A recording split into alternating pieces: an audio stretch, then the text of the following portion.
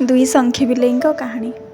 Next थरक बड़ संखी बिलेई खाई पारि नथिला जेहेतु आज जगिकी बसी निजे करिवो आ खाइबो बोली चिकेन पकोड़ा और मने मने भाभी भारी खुशी होउची सान संखी बिलेई को आज किछि भी दबनी सब एका एका खाइबो। सी किंतु भूली जाइची सान संखी बिलेईटी बहुत चालाक। जेते बेले बड़ संखी बिलेईटी ता प्रिपरेशन रे लागि पड़िथिला सान संखी बिलेईटी जगिकी बसिथिला।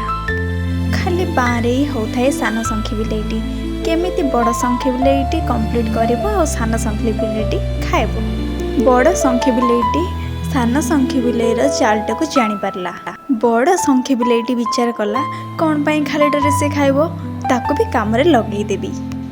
एइठी कौन करूची ना बड़ संखी बिलेई सान संखी बिलेईटी को काम रे लगेई देइछि। किंतु सान संखी बिलेईटी महा चालाक। से खाली बड़ संखी बिलेई सहित टिके टिके काम रे साहाय्य करुथाए। केमिति चिकेन पकोड़ाटा हबो आउ सान संखी बिलेईटी खाइबो।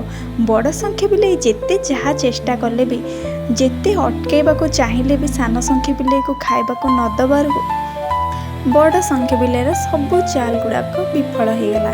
कहीं सान संखी बिलेई बहुत चालाक। एइठी बड़ संखी बिलेईर हो गलानी चिकेन पकोड़ा आ सान संखी बिलेईटी चुपचाप बसिकी रही थाए। मने मने विचार करुथाए केते बेले मु पकोड़ा खाइबी हेले बड़ संखी बिलेई गले तो कुआडे मु खाई परिबी ना।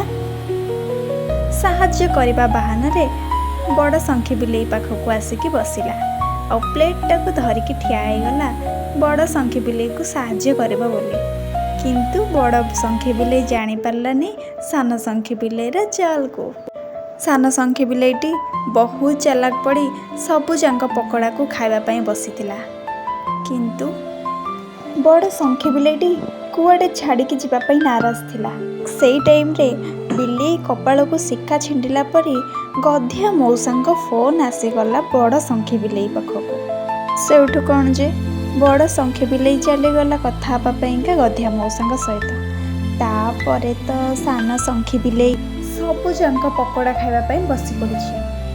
आउ पकोड़ा गुड़ा बहुत सुंदर देखा जाउथाए। पूरा सुंदर सुंदर टेस्टी टेस्टी हेइथला। सान संखी बिलेई सबु जांक खाइदेला आउ बड़ संखी बिलेई आसिला बेलकु किछि नथिला।